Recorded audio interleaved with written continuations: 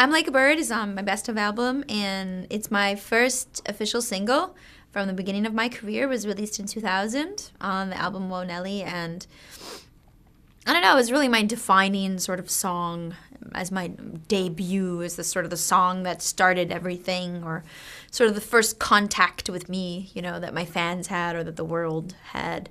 So it was a special, special song. I wrote kind of near the end of the album writing process, and just by chance I wrote 3 songs that day, sort of in my little hotel room in Los Angeles where I was finishing my album. And track and field, my producers wanted me to write some more songs for the album. So that morning I was getting picked up in like 2 hours, and I had to kind of play some new songs when I got to the studio. So I'm like, oh, I better write some songs. So I wrote 3 songs on my brand new Guitar Edge spot in LA.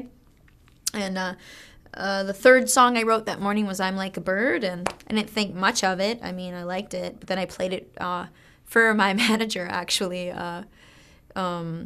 in the studio in the side room, like, check out these ones. And he was like, wow, that's great. And I think he could relate to it in his own life. So I guess that's all what songs are about. If people can relate to them, sometimes it's how you know they're good.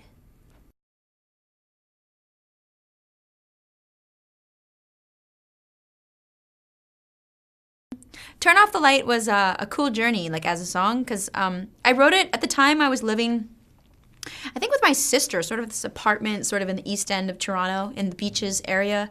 And I was in the middle of writing Whoa Nelly, and I was writing songs every day, basically. I had a little, sort of like a 8-track sort of recorder thing. And yeah, I would just record whenever I got the chance. And one night, I kind of hit my head on the pillow, and I came up with the whole idea for the chorus and the sort of concept of the song.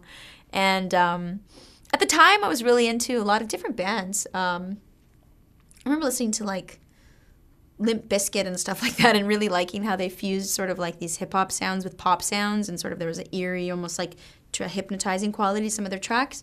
And yeah, I talked to Gerald and Brian, my producers, Track and Field, and I think they came up with this really cool, like, keyboard, I think it was the sample that runs all through it. Like, they created this really cool sonic soundscape, and then I got on the keyboard and played the bass line, and it's just always this really rhythmic, fun, hypnotic song, and we just made sure it kind of stayed in that lane of, like, kind of trippy and hypnotic musically, but also very pop and earnest, you know. And then I remember choosing a guitar solo for the middle. We brought in our favorite axeman, James Bryan, and he played 3 solos, but the one with the most heart was the one that stayed, and it's very bluesy, like, down in the middle, and the song's got a great climax. And yeah, I'm really proud of that tune, and it always comes off great live, so it's definitely one of our classic go-tos for the live show. And we've reinterpreted it a million ways. It really works. Whether you take it more hip-hop, or you take it more dance, or you take it more rock, it really fuses those genres, so you can bring it anywhere really live. And it's also the one, it really is like a stew. You play it in the middle, and you can really get people going and jumping and rowdy. It's good.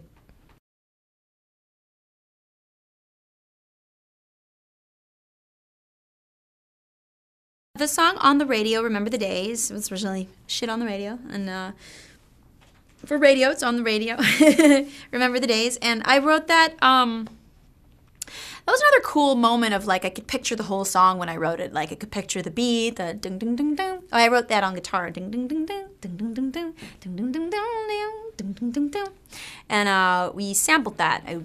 We played each part, and then we cut it up so it had that kind of effect. And I actually play guitar on that song in the studio as well, on the choruses. And when I wrote that song, I was living in another apartment. I switched apartments many times during that recording. I was living by myself, actually, on top of this store, and I had a sort of recording set up in the spare bedroom. And I really think at the beginning of your career, especially at the beginning of whatever you're doing, whether it's music or whatever you're doing, you're kind of dealing with, like, the ghosts of past, present, and future of who you are. And on Shit on the Radio, or on the radio, I'm trying to deal with that, and kind of dealing with, like, okay, I'm becoming quote-unquote successful. I have a record deal. Wow, this is great. I've always dreamed of this.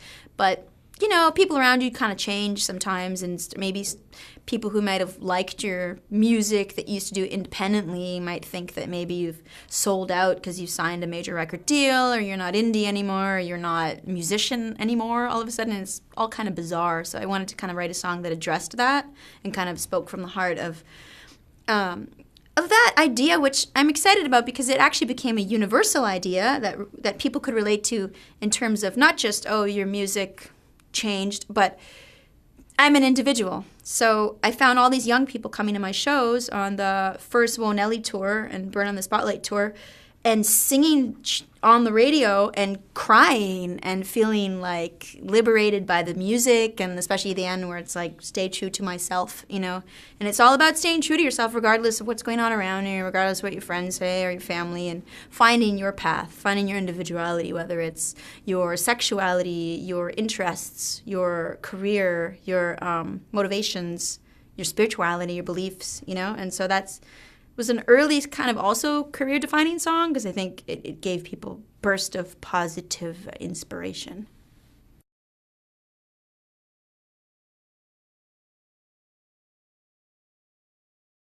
Fotografia is the first song that I ever recorded in Spanish, and it is a song written by and on the album of Juanes, who is one of the hugest artists in the Latin world and one of Colombia's biggest artists ever, and he's from Medellin, Colombia, and I definitely consider him like a musical peer in the fact that he's very all about the music, and you know, he plays and he produces and he writes and sings, and he's so engaged in what he does, and he's so engaged in the fans, and he really performs from a really pure place in his heart, and it's very much about the music, and there aren't a lot of smoke and mirrors when it comes to him and his stuff. And his songs are brilliant. Like, he sent me the song, and what was great about that is I hadn't really sung in Spanish before that moment. I had studied Spanish sort of in high school, you know, finding it quite an easy language to learn after sort of learning Portuguese from such a young age. But I had never, you know, really thought about singing in it because I had included Portuguese on my first album. But when I met Juanes, it was sort of halfway through the promotion of Nelly, my first album, and he said, "Oh, I want you to sing this. You can sing in Spanish. You'll be great." You know, he had this faith in me that I could become this sort of more Latin singer. And at the moment we went to Nashville, we recorded the song.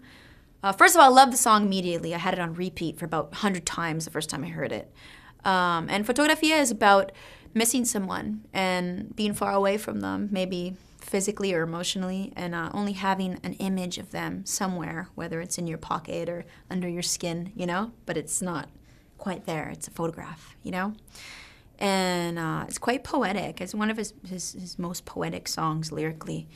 And in Nashville, we recorded this song, and also the producers that produced it, Gustavo Santolaya and Anibal,